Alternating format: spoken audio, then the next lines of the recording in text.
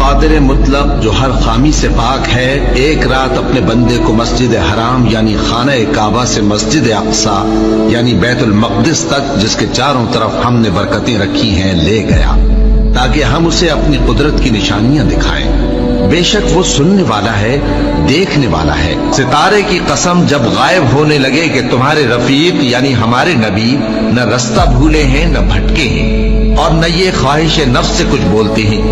یہ قرآن تو ایک وحی ہے جو ان کی طرف بھیجی جاتی ہے، ان کو نہایت قوت والے نے سکھایا یعنی جبرائیل نے جو طاقتور ہے۔ پھر وہ پوری طرح بیٹھے جبکہ وہ آسمان کے اونچے کنارے پر تھے، پھر وہ قریب ہوئے، پھر مزید نیچے آ گئے تو وہ 2 کمان کے فاصلے پر ہو گئے یا اس سے بھی کم۔